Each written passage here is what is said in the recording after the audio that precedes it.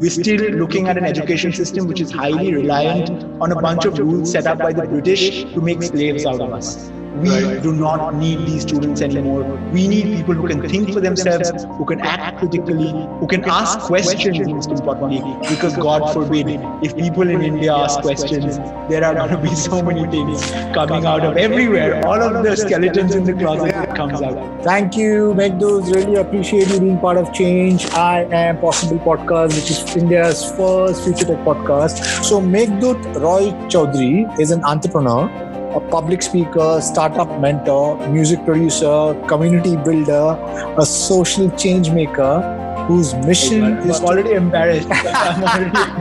His mission is to redefine the future of education. And I'm not even getting into the companies and the ventures that he's built, because I mean, it's going to take possibly another 15 minutes for me to do that. So let's just start the conversation. That's enough. let people figure it out from the conversation. But lovely to be here. Thanks so much, Eddie. Thanks for reaching out and inviting me to your podcast. Happy to be here. Thank you, Meghdut. Really appreciate you being part of this conversation. So COVID-19, right? You know, we all at home. We all confined to a home, quarantine, living in uncertain times. You know. Don't really know what's going to happen next, because the government has also been pretty much unclear. They're giving us this fancy word of the package, or 20 lakh package. Nobody knows where it's going to go. Today, the education system seems to be super stressed, right? COVID-19 has kind of like put everything on hold, though. Everybody, I mean, most of the education industries, education leaders are looking at education continuity with, remote education. But it's stressful time, right? We don't really know what's going to happen. You are one of the front runners, you are in the education space. So tell me, I mean, what are you doing for education continuity, and how badly this has impacted the education industry? What is going to be the future repercussions on the students? Firstly, I'll begin on a positive note, because I think positivity is the most important thing that we can aspire to have in our lives at this point. Because no matter in what position you are, you have been impacted by this crisis like never before, right? So subconsciously, anxiety attacks and panic attacks is something that's become part of our regular norm. That no matter what happens, you keep thinking, oh, tomorrow is going to be different. No, we don't have clear information about anything. It's just like a whole bundle of dark matter, which we don't know what's happening inside. That's the world right now. I think if the COVID crisis wasn't there, we probably wouldn't have had this conversation in the first place, because you probably wouldn't have, changed your whole model and gone on to a model of, interviewing people. So it opens up opportunities also. It opens up opportunities, right? And that's what we community builders do. We figure out opportunities in anything, and we figure out ways of converting those threats into opportunities.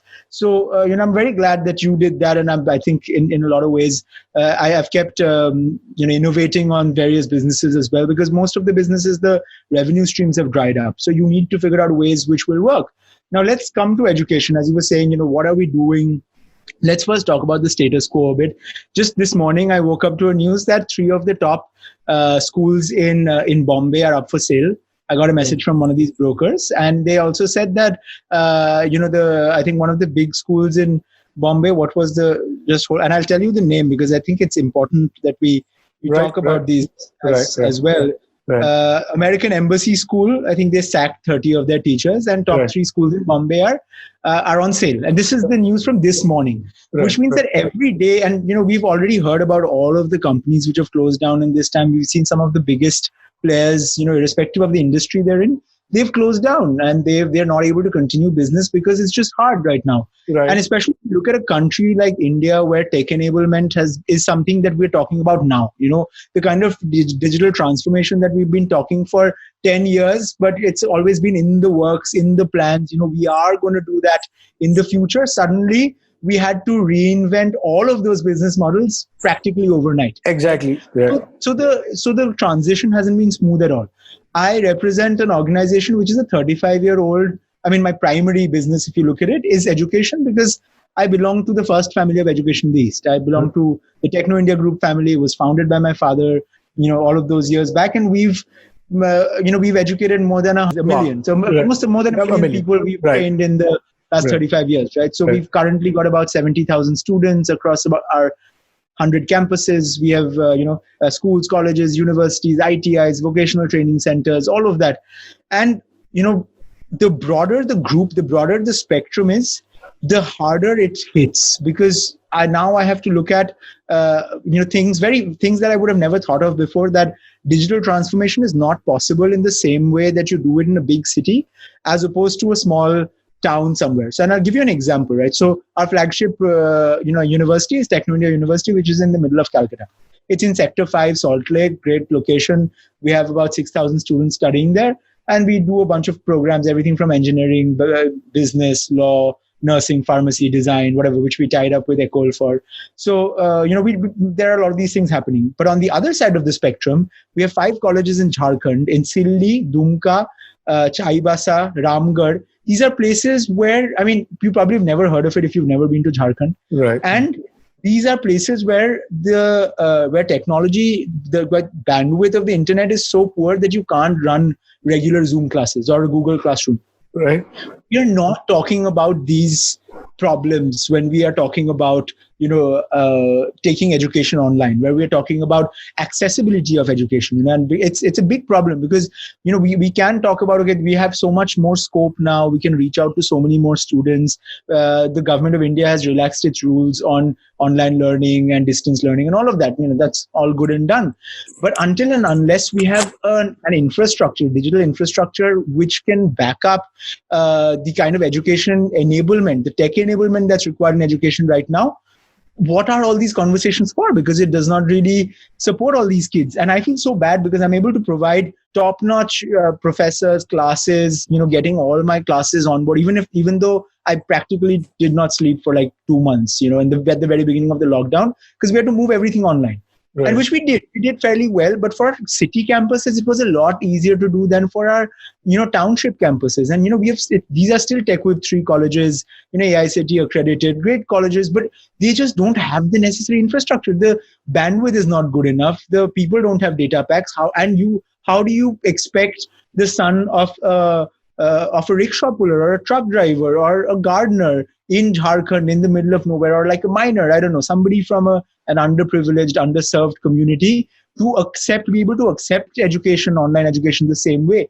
So I think there is just still a huge gap in what is there and what needs to be done. And that's where our work really comes in, I think, because, we're going to continue having lots and lots of webinars on the, on future of education, on what is possible, what are the policy changes that's going to come into the government, from the government or from the various policymakers. But unless and until we are able to change the grassroots level accessibility of education, that's where I think the real problem of India's, the next few years of education in India is going to lie. Because it's never going to be at the same level as a city to a school. That's my biggest issue that's what I'm working towards right now. Right. So somehow, of this little insight that I've got from you, I feel the major problem seems to be internet connectivity. To a large extent. Right. So there is, the problem seems to be with the government not recognizing the importance of internet connectivity. If you see today, most of the education is free, right? You have the internet, you have massive open online courses, everything is available free online. We have not realized the importance of internet, because if you give internet free to everyone, you are giving knowledge to everyone, right? Because, like, for example, or at least the potential for knowledge. The potential for knowledge, right? I was having a conversation with my kid. He's 5 years old. So he had his friend over, and they were playing. And so my kid comes and asks me, Dada, what color will come out if I mix a black and red? So I said, possibly brown. So his friend says, why don't you Google it? Yeah, and that's when I realized, so that's what internet has become. Internet has has become so big that it can transform lives in the way all that stops you is possibly is an intent or a desire. If you have internet, you can learn anything and everything, because the new model of learning is changing. If you're talking about future of education, you said at this point in time that there's 3 schools in Bombay which are up for sale. I was having a conversation with this futurist. His name is Thomas Frey, and he was saying close to 53 or 56% American family are reconsidering sending their kids to school. Right.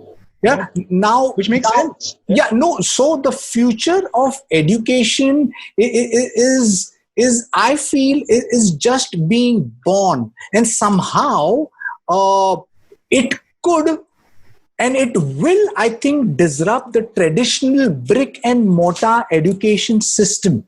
Change comes difficult. I mean, I think somehow we have not really kept up to technology. If we would have done that, maybe this disruption would have been much easier. You have been stressing on the future of education. Whatever you're building is great.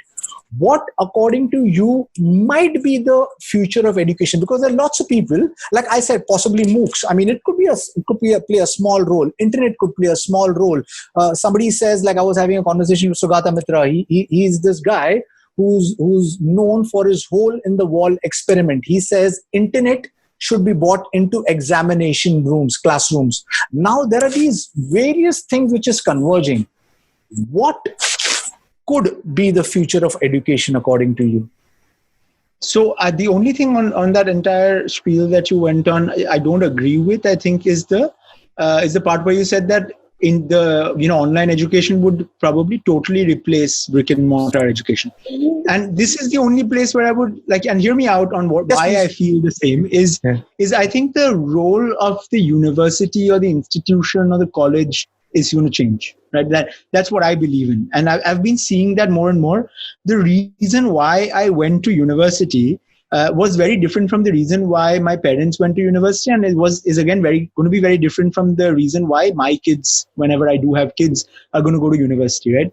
And the reason at least from my personal perspective, what I've learned most from the university has been from the people I've met rather than the classes I've done. Because I've gone to some pretty darn good schools. I'm an alumni of HEC Paris, Stanford University, Tel Aviv University. I've seen the best schools, and I am networked within these pretty elite institutions of higher education. Now, I think the networks that I got out of there, and these are potentially the people that it creates like a lifetime of work opportunities, right? You're going to end up working with these people at some point of time in your life. And that's why it's important that you meet the future leaders of tomorrow. That's why people go to the Harvards and the Stanfords and the Oxfams of the world, because they want to know the people who are going to run the world tomorrow, or they're going to be those people who run the world tomorrow. Now, in terms of education on a more accessible level, if we talk about an engineering college, a business school in a city, wherever it is, in Bombay, Delhi, Calcutta, Pune, people go to these schools for a piece of paper. That's the main intent. They go there so that they can get a degree. Right. And then this, and it's important. I'm not saying that the degrees are not important, because it's a way to say, especially in the hyper socialized world where we live in, where it's very easy to watch 3 YouTube videos and see 2 TED Talks and call yourself an expert and a thought leader in anything, right? There's no gatekeeper, right? We run out of gatekeepers in the world, so there is no way of really figuring out if somebody is talking the what do you call walking the talk, right? So they're putting their money on what they actually believe. And for that reason, a degree is important. So, because it shows pedigree that, okay, I've come from an IIT, IIM, XLRI, whatever, good institution, or from a TIS, from an Ecole, from like a decent institution in whatever field that I wanted to study. And this is a piece of paper to prove that I'm credible in the market, because it helps the person giving the job. Now, in tomorrow's world of education, I think this piece of paper is going to be important, but the way that the piece of paper is received, because the amount of bureaucracy that a young student has to go through to receive that piece of paper could be reduced massively if only things were done online. I don't know how many times you've seen this particular quote on the internet since the lockdown began, that this meeting could have just been a Zoom call. This 3-hour long discussion could have just been a 15-minute Zoom call. It could have been an email, for that matter. It's a human need to blabber about unnecessary things. Most people end up doing that because it gives them, respite from their otherwise mundane jobs. I have personally seen that in the lockdown, my productivity has gone up, 100% probably, because I just have more time to do things. I can do things at my own pace. I am a person who likes being up at night. I go to sleep around 4 or 5 in the morning because that's when I'm most productive, between this 1 o'clock to 4 o'clock window, right? And there's something very interesting I read about this, is that it's almost like people who don't have a lot of control over their daily lives during the day. It's a way for them to reclaim their nights. That, okay, I at least have control over my nights because there's nobody to tell me what to do at night, right? And that's when I'm most productive. And nobody in my house understands this. Like, my wife is clueless. She's a morning. She wakes up at 6 in the morning. That's when I go to sleep, right? So we basically live 2 very separate lives, but, kind of together. Which, a lot of these things don't make a lot of sense.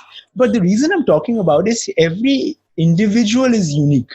If you look at it, every person, there's a different way we learn. There's a different way we like doing work. And if those ideal conditions can be recreated at home, let's say at home, which is the new workplace, which is the new university, which is everything, which is at your home, if it becomes an extension of who you are, chances of you being more productive are just higher. Do we agree with that term? Yeah. Which just means that tomorrow's education, future of education tomorrow, is going to be a hyper-contextualized education. Which is where I don't agree with that. It's not going to completely move away from the brick and mortar model, because we still need those networks. We still need to build those communities. And if you remember your college time, the memories that you'll have are probably the ones where you had the best times with your friends, right? Where you went out, you did things which were not necessarily related to college. It was things you were doing with people you accidentally happened to meet in college. We still need those human experiences. For that, the scope of a school or a college or a university is going to be important, but the role of these institutions are going to change, and it's going to be able to track. It's going to be basically a game of education, where every person, from the time that they're born to the time they get into the job market, are going to be competing for a bunch of points that they can earn on the way to get or get a few set of skills, and at the end of it, they have a job which again will be very contextualized to their needs. It will be highly specialized, because all the rest of the jobs can, let's be honest, be done by AI. We don't need people to do mundane jobs anymore. So all of those hyper specialized jobs will be required, for which the modern day curricula in most schools, colleges and universities will not last. Hence, what I think, and let's finish up this particular question at least, is that I think what the pandemic did to us was that it was a great leveler. It leveled all the playing fields for the people who had it in them, and the people who did not have it in them. It wouldn't have happened anyway. We have very entitled students in our country, and I figured out, because I have also been a student in this country, and I have been a student in 3 other countries. With all my master's degrees and all of that jazz. In India, every student, when they get into an engineering college, both them and their parents, they believe that they're sending the kids, spending their whatever 5, 7, 10 lakh rupees to send them to college, so that the colleges can, at the end of their 4 years, 5 years, can offer them a job on a silver platter. That's the reason why they go to the school, college or university. And I will not make any friends saying this, because I am directly associated with so many students. I work with 70,000 students. At the end of the day, I am answerable to them as well. But my question is, then what is the role of all of these, so-called upskilling institutes, training institutes? What are the role of the organizations which are hiring your kids? Why must I be ready? Also, what is the role of your kids? Because they never come to class. They are happily doing whatever they want in life, and at that, right before it's time for placement, then you create a ruckus that, oh, my kids did not get a job. Of course he did not get a job, because he didn't do shit. He did not study all those 4 years. Of course he did not get a job, So it frustrates. It used to frustrate me a lot. In a way, it's good. I think that, the ones who truly deserve jobs will still get a job. Let's also be very clear on that. They will, beg, borrow, steal, and figure out a way to get themselves a job.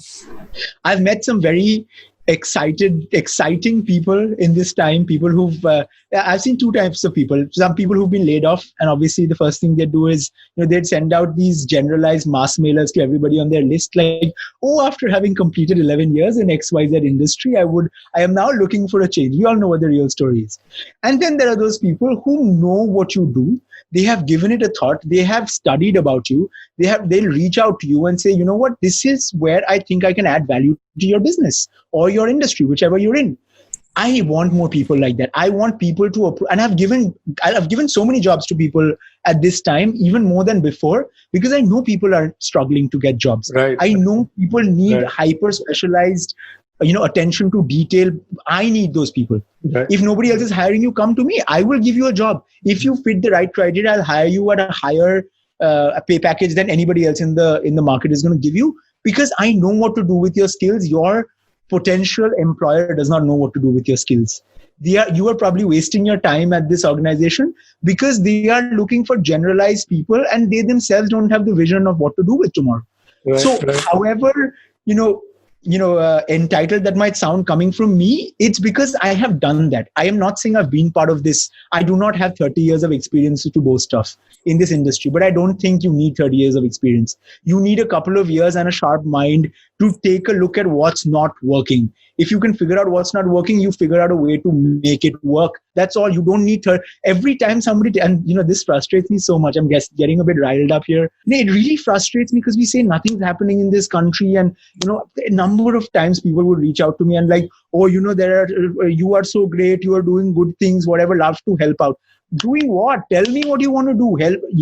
Help me out, because I get approximately 50 LinkedIn messages a day from random people, which I'm very glad to receive. But don't just write to me, hi, hey, what's up? What am I going to do with that message? I do not know what to do with it. And of course, I will not reply to it. And then 7 days later, oh, so you don't reply to your LinkedIn messages? I'm like, yes, I do. If it's an actual credible response, if tell me, put in a call to action, tell me what you want from me, at least tell me I want to be a friend. And if it's an interesting profile, like you wrote to me on LinkedIn and I went to your profile, I was like, that's somebody I want to have a conversation with. I didn't even know you had a podcast or whatever.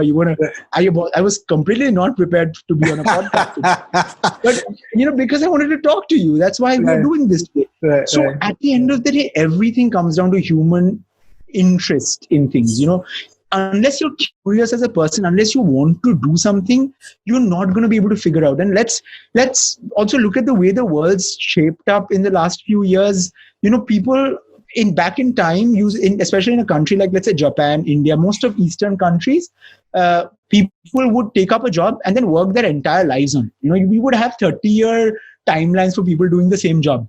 That's over. Man, that's over for a while now. We are so deep into the gig economy. People want to change jobs. They want to do 3 jobs at the same time, do 5 different things, and then also change their jobs at the moment that they feel not happy with it, which makes sense. It's democratization of jobs. Why are we still looking for the same old profiles? What are you going to do with all your MBAs? Let's also talk about MBAs. I have issues with MBAs. I actually think I maybe shouldn't have done an MBA because it didn't really add anything, except I did it from a school where I really wanted to go. And I met the best friends in my life there. Other than that, have I really learned anything from going to one of the best business schools in Europe? I don't really think so, other than my network. I went to HEC. People have been going to HEC since 1886. Yeah, that's the most elitist school in all of the world, probably. It's all the sons and daughters of the members of parliament and all of the sons and daughters of the biggest consulting companies and investment banks, and I got to meet some posh people, and they're my friends now. That's all I can say. But they also they have a way of curating people, and which is what I really find interesting about the HEC admission process. They are not looking for people who just have good grades, because everybody who applies, unless you have like a 700 on your GMAT, they don't even look at your profile. So everyone who comes in is already smart. What they look for is a way to integrate them into a community of tomorrow's leaders. And that's where it's important. If I'm going into HEC, it is because I know that tomorrow when I come out of it, I am going to come out as a different person. It introduces you to concepts and ideas which you did not even know existed. You didn't even know that there were that many possible paths in life. In the same class, there were people from 30 different countries who are currently doing 60 different jobs, and they are going to be the leaders of tomorrow. That's all I know. And that's the investment I made because I went to that school. Not everybody can make that investment, which means if I want to create a better future of education for tomorrow, I need to create a contextualized, I need to create a hyper attentive to detail, and I need to create a very specialized and accessible program across the country where we do not treat individuals as cogs in a wheel, because that's not what we are. That's not the education system that we need anymore. We're still looking at an education system which is highly reliant on a bunch of rules set up by the British to make slaves out of us. We do not need these students anymore. We need people who can think for themselves, who can act critically, who can ask questions, most importantly, because God forbid, if people in India ask questions, there are going to be so many things coming out of everywhere. All of the skeletons in the closet that comes out. With that, I'll take a rest. I'll let you, take up on that.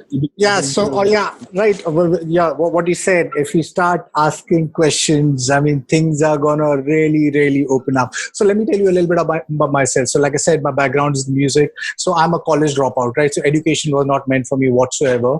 Now I have interviewed leaders, scientists, Nobel Prize winners across artificial intelligence, IoT, blockchain, synthetic biology, nanotechnology, cryonics, photonics, you name it. So I have learned everything over the internet.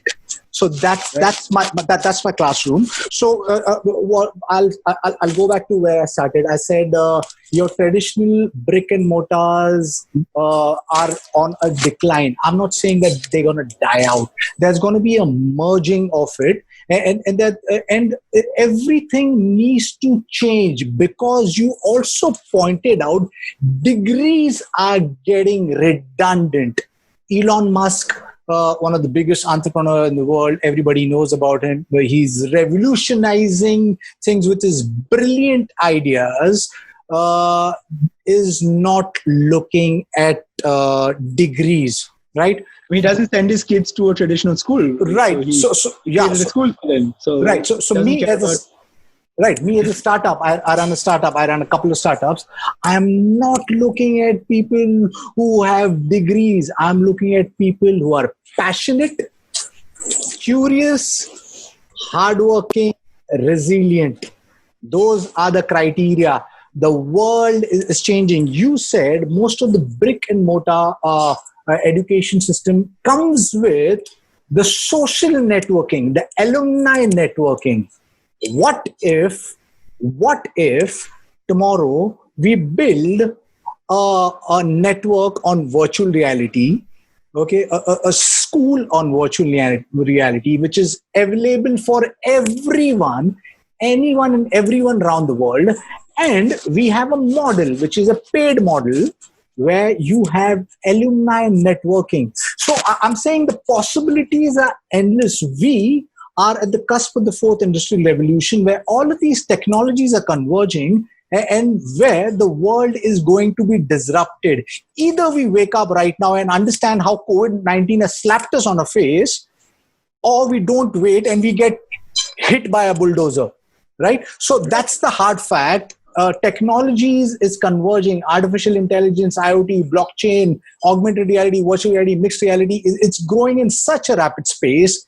Today, the education industry needs to open up, wake up from the deep slumber and say, we will spend so much money for education innovation. We will not just come to Meghdut solutions on the 2D platform that we have all jumped onto. We've gone to the Zoom University, Meghdut University.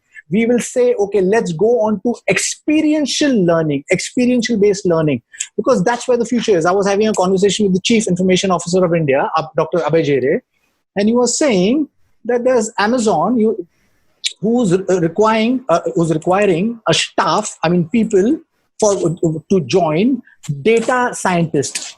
or cloud computing specialist, and there's nobody. I mean, we can't hire anyone because there's nobody over there.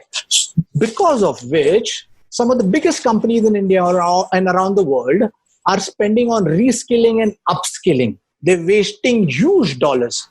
Is the education system realizing that the kind of money that they're taking and on the students, they're spending on the students, and they are not preparing them for the future?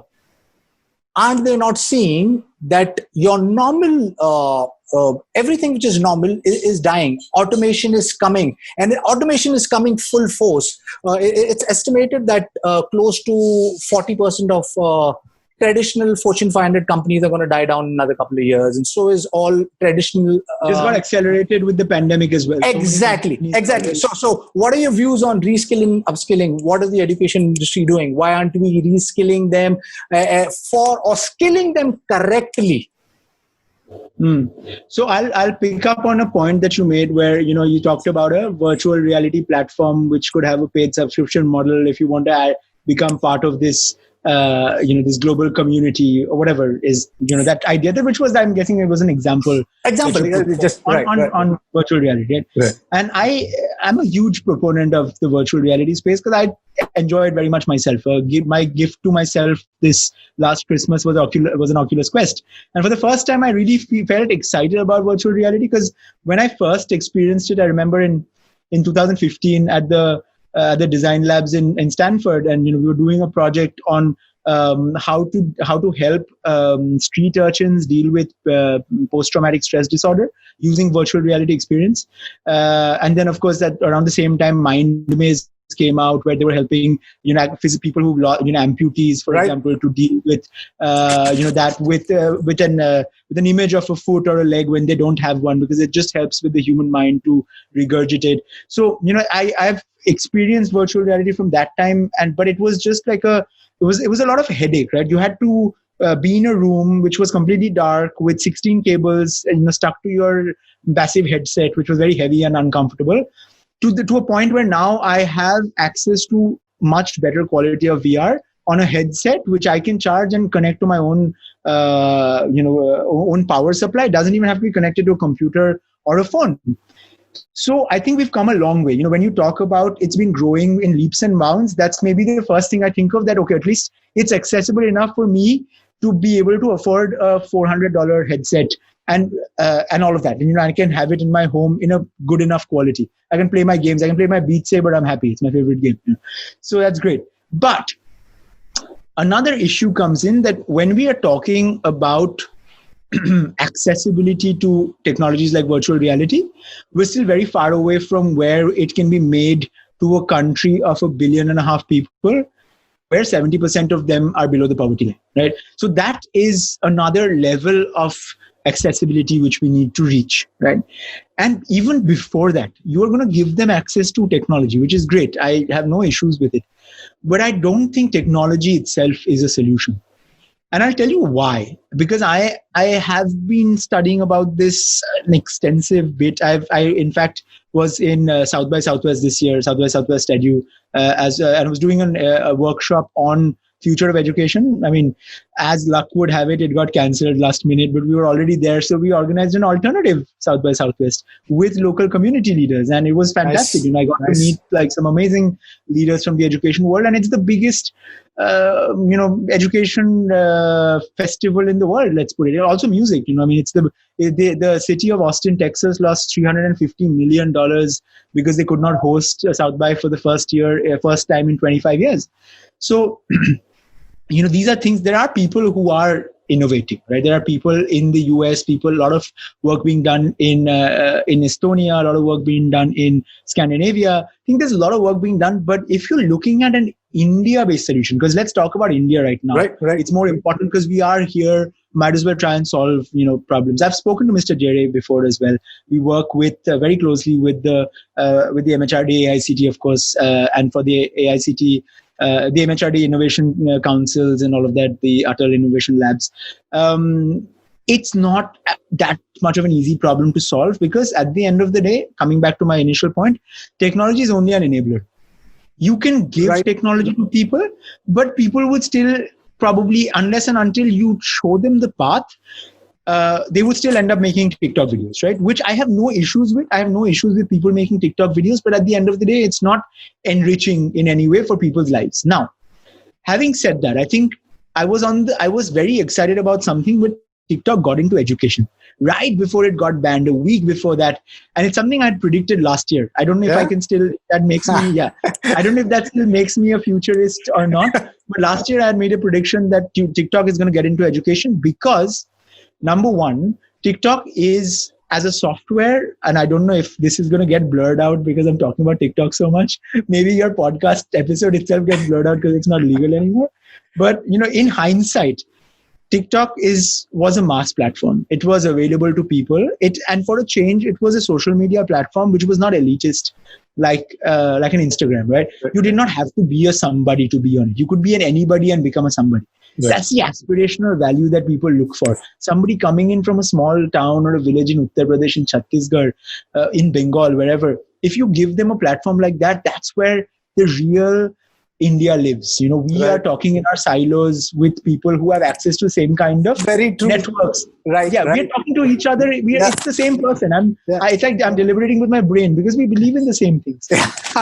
Education is about changing mindsets of people who don't believe in the same things as you do. That is getting them to think about how the world functions, getting them to think about what could be a better tomorrow. That's where education strives to be. Right. And that's where I think TikTok would have been an incredible platform for education, because if you are able to take very basic life skills in critical thinking, skills in, physics, chemistry, math, bio, and condense them into 15-second videos, and you're able to deliver that to people at the bottom of the pyramid. Let's not forget that Mr. C.K. Prahlad almost 20 years ago had spoken about the fortune at the bottom of the pyramid.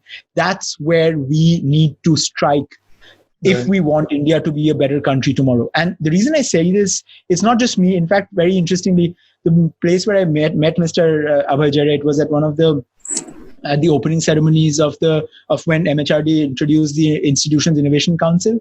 And Mr. Punia, who's the ICT vice chairperson, he made a very interesting comment on stage. He said that there was a study done across the BRIC countries by Stanford University where they were comparing critical thinking levels of students in schools, and and Indian students ranked so low on that scale that it was not even on the scale. It was on a negative level. They figured that because from years and years of conditioning to be slaves, years and years of conditioning to follow orders, we've created a bunch of zombies, which means we cannot critically think. It's not something that China ranks 3 on that level of 5. India's a -1 or something. Wow. That's what he said. And if we want to create the India of tomorrow, if we at least want to contribute towards the creation of India, of the India that we want to see tomorrow, then we need to bring that virtual reality education that you were talking about in giving real implementable skills in how to be a better critical thinker to somebody who's a first generation learner in a little town in Bihar. That's when I would believe that technology has truly done its work, because of the fact that it's a great enabler. But technology itself is never going to be the answer. No matter what universities do, no matter how many headsets universities buy, it's not going to help, because, and here is where I will answer your second question, when you talk about upskilling and reskilling, we're not talking about upskilling and reskilling of only students. We are talking about upskilling and reskilling of the entire country's human workforce, which also includes its own teachers. Because I've seen in this pandemic was a great eye-opener for me as well. We have currently about 5,000 staff and faculty in Techno India Group, in the group that I am running, let's say, with my family. And this is a 30-year-old organization where we have a lot of very, very loyal professors and assistant professors who've been part of our group they're part of the family for like 20 years. You can't just one day say that I'm going to change everything overnight and introduce Zoom into the classrooms and introduce all of these new kinds of technologies and do your scheduling on something and add all of these additional layers, because It's not that simple. You are telling somebody to unlearn everything they've learned in the last 20 years, because of course the way of delivery is very different. I do a lot of public speaking classes or workshop, whatever, master classes from time to time, and it takes me about 3 times as much energy to do a class online as it does offline, because offline you're interacting with people, you're feeding off their energy, you are in the midst of it. Like, it doesn't feel like you're taking a class. I enjoy doing that thoroughly. On a Zoom, you have to focus on who's asking you what question, if they're muted or not, telling 20 times, don't do this, don't do that, setting up rules. We're very far away from where it's part of our lives. It's still very far away from that. And Zoom, as you said already yourself, is the 2D first level that we're talking about. When you're talking about technology being a part of our lives where we can, truly reach out to so many people, let's then create all of those. We have a very far step, many steps to go before that, because we're not close enough. Right. I genuinely believe there's a lot more steps between where we are now with our first level of converting classes into online classes, which is, by the way, not total online classroom management. It's very far from it. Ideally, if you're talking about an online university, everything needs to happen online. From your group discussions to your lectures to your exams, everything needs to happen online, which most universities are not equipped to do, let's be very honest. There are some situations coming forth where it will be possible, but to add an additional layer of VR, AR, whatever else you're talking about, we're very far away from that, Eddie. And I am telling that to you not as somebody who is afraid of technology. I love technology. It's a very integral part of who I am. But I also understand the rest of the people within, and I'm talking about professors, people who've been in academia for 20, 30 years. It's not easy to adopt. Technology still continues to have a very steep learning curve for certain things. At Techno India University, and I'll tell you this, in 2016, I started our first VR lab. The reason I met this gentleman we were talking about earlier, being Mr. Brindley Cadman, is because he is still the person who was brought in to bring about a monumental shift in VR education. We built an app on augmented reality if you of course know about Durga Puja, right? We made an app about Durga Puja in 2017 with my students. Brindley Cadman was the head of that particular department, of our emerging tech department, and he still continues to advise us on that. It's that there will only be 2% to 3% of your kids who would be fast learners and early adopters to get onto it. Now, yes, technology adoption needs to happen at a higher pace, for which universities need to take a better role. I agree with that. Maybe sometimes we don't succeed in doing that, but it's about making little shifts. It's about, taking a small group of students and giving them a lot of information, a lot of in-depth knowledge, rather than doing it on a generalized scale. Because if I start talking about VR in my classrooms tomorrow, 90% of people are going to doze off. Most importantly, the teacher himself is going to doze off, because for them, it's so far away from their understanding of how the world functions. Unless and until you're able to make that as accessible as a WhatsApp, it will not work. And my point is, it's going to take a bit of time for that. It needs that unlearning, relearning, reskilling process needs to be done, not just for the people entering the workforce tomorrow. It needs to be done for every person who's already part of the workforce. Otherwise, they would lose their jobs. Otherwise, I would be much more inclined to hire my own students, which I have reskilled, upskilled, retrained, whatever you said, tomorrow, rather than keep the existing people on my board, because I know it will. Now, when push comes to shove, you will have to take some difficult decisions tomorrow, because there are so many people that you work with all your lives, if they're not able to add value to your system, why will you keep them? But again, it is doing them a huge disservice, don't you think? Somebody who's worked in your organization for 20, 30 years, suddenly you say, you know what, I'm going to not have you in my organization because there are other people who can do your job better than you. Then you are doing a disservice to them by not introducing them to these things. So tomorrow's organizations, before we get into the future of education, we have to talk about the future of work. And tomorrow's organizations need to be more inclusive.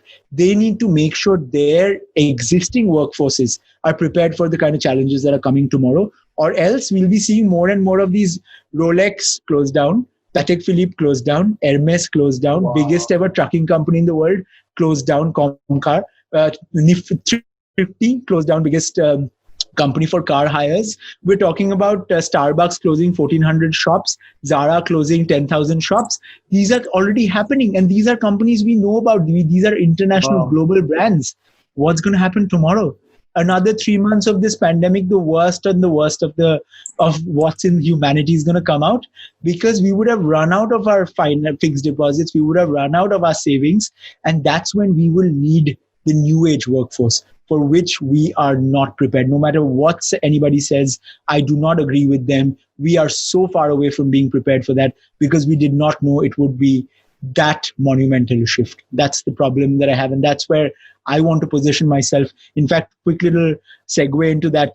Tonight, I'm going back to the classroom after a long time, because I think I said already a lot of things, and I do these sessions with my students, with my teachers, doing master classes, and I think I've run out of things. I've run out of new ways to innovate, even myself, because I think we need to come together as a community. And this is something that I was very excited about. Ashoka University started something called Ashoka X, which is going to be like a series of masterclasses with people from various walks of life. And I'm starting a class tonight with Professor Nicholas Dirks, somebody I've looked up to for many years now. And he was the chancellor of University of California in Berkeley. Then he was the chancellor of, I think, University of Chicago.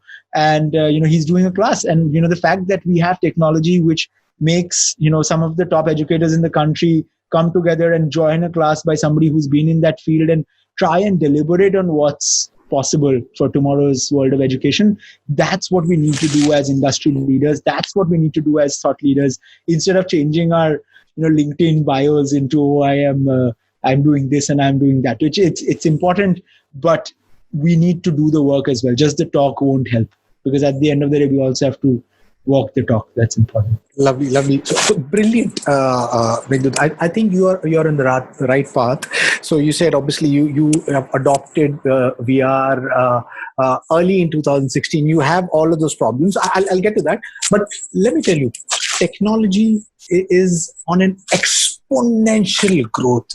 Okay, it's leaving us mortals, humans, way, way, way far behind, way too fast. Okay, now someone has to do the catching up.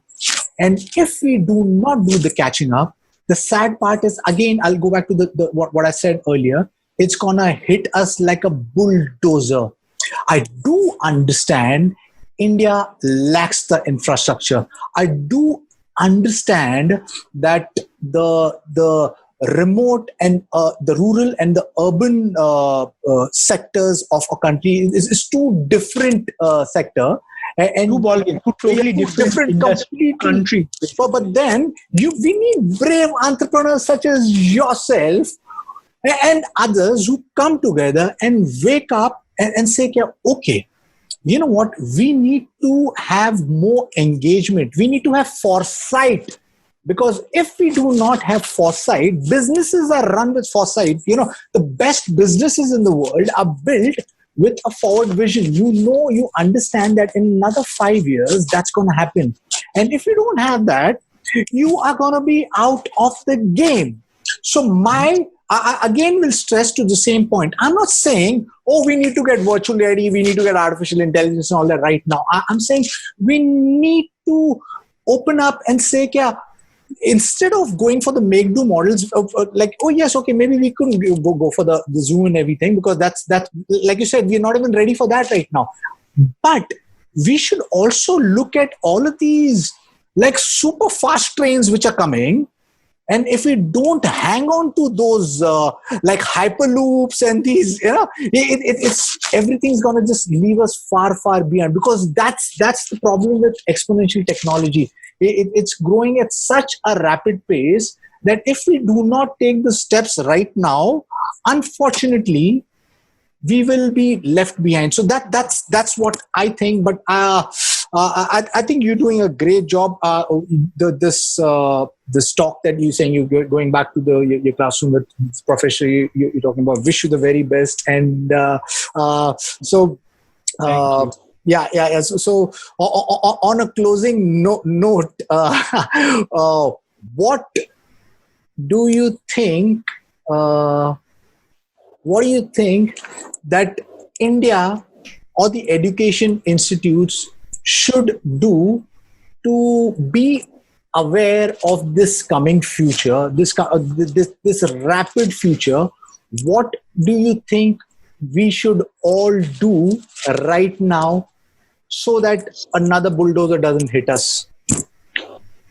So I actually don't think there's anything that we can do to make sure that the bulldozer doesn't hit us, primarily because the bulldozer's already hit us. We are having this conversation while the bulldozer is very, strongly squishing us and going past. So I think that is that ship has already sailed. But having said that, I'll reiterate on one of the points you made, that, how do we hang on to these trains, which are these hyperloops which are passing by, and we hold on to them. I think the answer does not lie in adopting to very fast coming technologies. It's about thinking about what is going to happen after that, because not everybody can do that. It's also very important that you need to have a certain amount of privilege, and I don't mean only financial privilege. You need to have a certain amount of intellectual privilege to be able to think about what's going to happen in the future. You need to have that hunger to try and see a better world for tomorrow. Otherwise, it's just not going to happen. Who are we going to do it for? Even I think I consider myself to be a hyper positive person.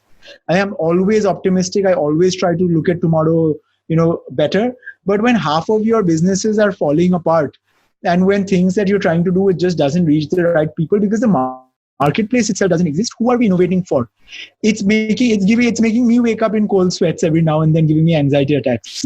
So I think the responsibility, and you very rightly said that the responsibility does come onto people like us in a certain way, that we people who have the capability to lead a future generation. And not just that, they also do not have to worry about where their next meal is coming from. It's important that we use all of our waking time, which is not being utilized for any of our existing businesses, to try and think of what's going to happen in the future.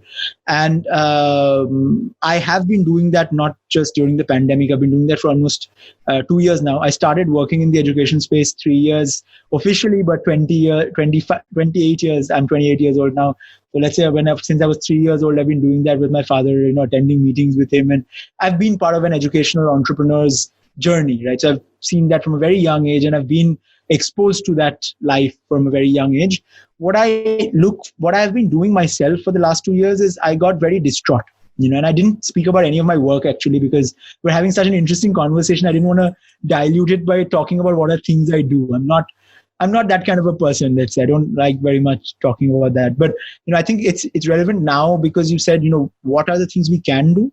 I started a venture 2 years ago called Offbeat Kolkata, which was in a very small scale. It was an idea which was to build a community in a physical space, right? And what kind of a community? Every kind of community. That's the answer. So I built this space, which is 8 stories of a building, which has its own backpackers hostels, its own experiential labs. It's got a VR studio. It's got a bunch of co-working spaces, incubators. It's got a restaurant, a cafe, a live music space. It's like a place where you as a kid, as an 18-year-old, would have loved to go, because you go in to do something and you come out having gotten a completely different experience. And I've been running that. It's a school of the future, as I call it. It's an experiential interdisciplinary school of the future. And I already built it. I built it 2 years ago, and I've been running it. And about 30,000 people have gone through my doors. And even that, let me tell you, even that super interesting business model for 2 reasons, I think, did not work to the way that I thought it would. One was it was way ahead of its time. Nobody else in Calcutta was even thinking about what I did, in 2018. Second, adoption takes time. Calcutta itself is not a very early adopting city. It's not a Pune or Bangalore. I think if I had made it in Bangalore, I would have made at least couple of million on that project easily. I just didn't, because my heart is in Calcutta. And I call myself a Calcutta lover for a reason. This is why I came back to India. I wouldn't want to live anywhere else. So I wanted to do it for my city, and I want to build a better Calcutta of tomorrow. And I think it's better to focus your life on a goal that's achievable than a goal which is not achievable and it's too much in the air. If I say, I want to rid India of its poverty through education tomorrow, my father can probably say it because he can back it up with 35 years of experience in education. I can't yet. I haven't done enough to prove myself. But I can take smaller snippets and do things in my own way, which I've tried with Offbeat. which has worked to a certain extent. At least, if nothing else, it's created a lot of uproar. A lot of people talk about it. And one thing that I noticed during this time, since the pandemic hit, of course, the whole place was closed down, right, during this time. But I figured that, there are things I can do apart from what I had started with as well. First thing I did, because I had 150 people backpackers hostel, I converted it into a quarantine center. Oh, wow. Because I knew that it was required. I made it. And then with that experience, I built a quarantine center for the Calcutta airport, because I already had the experience of building a quarantine center, and I got in touch with the airport authorities and said, you're opening up flights. Let's build a quarantine center, because people will have to go through it somewhere. What happened after that is irrelevant, but 400 bed quarantine center in the airport was also something that I built with the experience I got from there. I changed all of the business models. What we started doing since the Unlock 1 was, I had this live music venue available where people would, 5-6 days a week, people would come, and it was like you're in Bombay, it's like a famous studios, right? It's a place where people would come and perform music. It's the last lying bastion of independent music in Calcutta, and that's something that I have always wanted to build, and I was very glad we have had amazing gigs there. But of course, we couldn't do gigs anymore because people couldn't be there. So we started a stream lab, and it's going on in full force. Just yesterday, we converted another one of the spaces into a stream lab for influencers, content creators, and vloggers, because people need to create videos and they have run out of backgrounds in their houses to shoot videos on. Plus, they also probably need a way to professionally do their videos, because I can help them with that. I have a full team. So my point here, and I'm not trying to beat my own drum and say, these are the things I've done.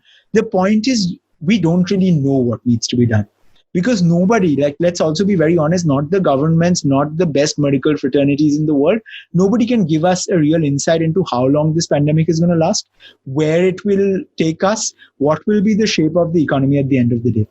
What the message that I want to leave you with, and whoever's watching this with, if we want to see a better world, we need to be two things. We need to be agile/flexible in our business models. We've seen that already. We've seen that India went from being a country of, producing 0 PPE kits to 1 million PPE kits a day. So we've seen that our jugadus in India are there. Right, exactly. That's possible. Our Indian entrepreneurs, जो भी है धंधा, अगर इन्हें है तो वो बना लेंगे कुछ. They will figure out a way to make it work. So let's utilize that even for education. Why don't we have more young people in education? And I'll tell you that it's not just in India. I was one of the, again, another big educational festival. I actually don't mind talking about the name as well. It's called Bet Asia. And the guy who, hosts that, Jose Papa, he also organizes Cannes Film Festivals. The big festival happens in Kuala Lumpur, some 40,000 people there. I went there as a delegate, blah, blah. And in a group, and you're talking about, how can schools be made better?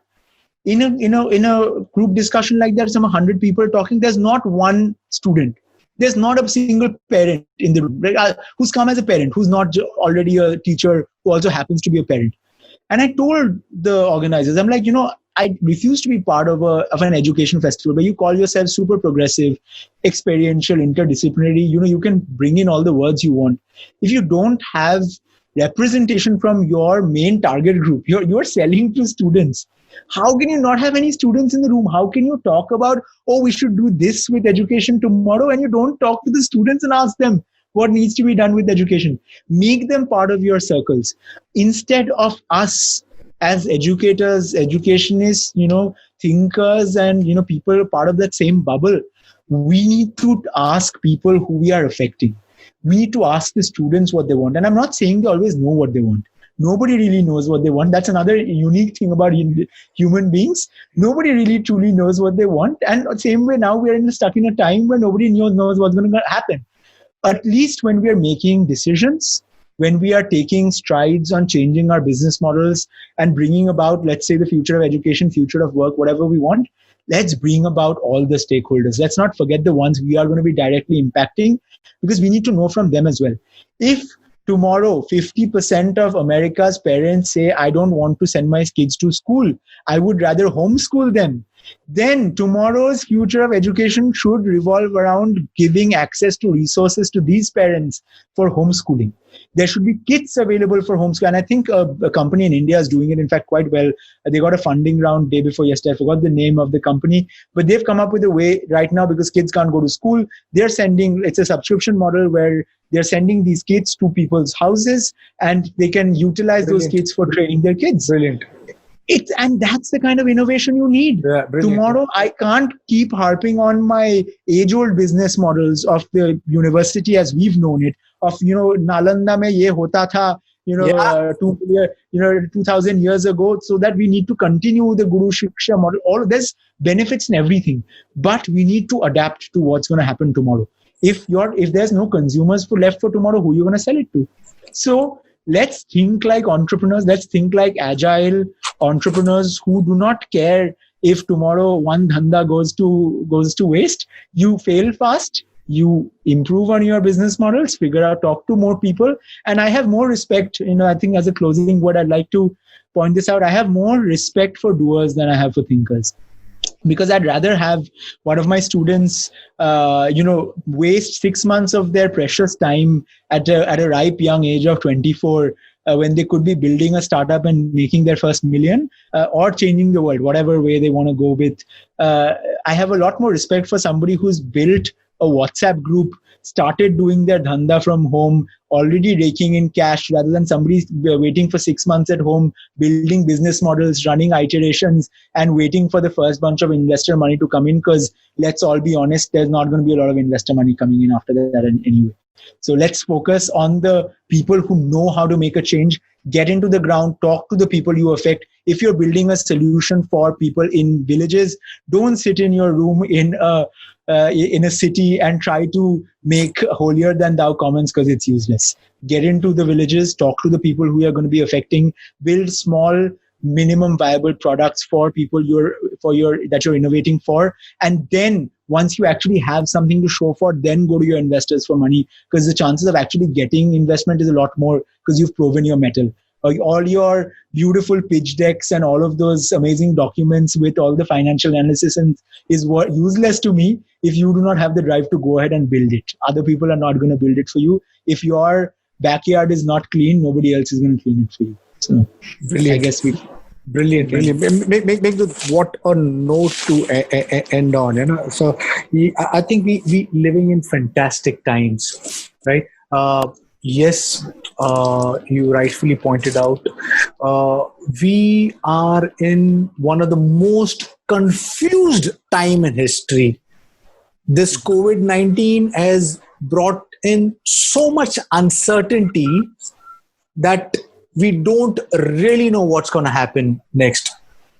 What can and should happen is collaboration. What can and should happen is reaching out to people and adapting to tomorrow, understanding what the tomorrow is going to be, and laying those grassroots building blocks today, so that we know that our tomorrow is better. Because the idea is to build a better world, is build a better tomorrow. Technology can never be the solution. It is just never be the only solution. It is an important part of the solution. Right. It is a tool. At the end of the day, it's a tool which, if we engage or implement, it could stand to redefine humanity. Technology is a double-edged sword. We all know that. I mean, in the hands of a good person, we can do great things. In the hands of a bad person, it can lead towards a dystopian future. But I mean, I think we're living in an exceptionally beautiful time, and this COVID-19 could just be that minor roadblock, which was a necessity or a catalyst. Maybe it's a catalyst. Yeah, for an awakening in mankind. Because if you see, there is so much of positivity which has come out of COVID-19. Like you rightfully pointed out, businesses have realized that you need to be agile, flexible, and jugadu. Right? Mm-hmm. That the old model is crumbling. The new is looking beautifully fantastic. The ones who accept the new are brave will go into this beautiful new world. It's going to be a competitive world. It's going to be a tough world. But I think it can be beautiful if we all come in together. And the future of education, I think, is in a cusp of greatness. There are so many cool things that are happening together, and it's all going to converge. I'm not saying it's going to be virtual reality. I'm not saying it's going to be the brick and mortar. I'm not saying that how Sukata Mitra is saying internet has got to be inside the classroom. All of these. I'm not saying maybe that it's all of them. Maybe it's none of them. Exactly. Nobody knows. But what I know that we're living in fantastic times. The people who will leverage and reach out through these toolbox and or human resiliency, I think we'll build a fantastic future. On that note, Meghdut, it was a super exciting conversation. I enjoyed it thoroughly. I would like to say it was one of the most awesome conversations I've had in recent time. Thank you for sharing your insight. Wish you the very best. I hope you redefine the future of education in India. I hope you make great businesses and you make India proud. And on that note, to my listeners, if you like what you see and hear, please press the subscribe button. And like my show says, change, I am possible. Nothing is impossible. Thank you. Thank you, Meghdut. It was really Thank you very much. Appreciate it. Really enjoyed it as well. Thank you. Bye.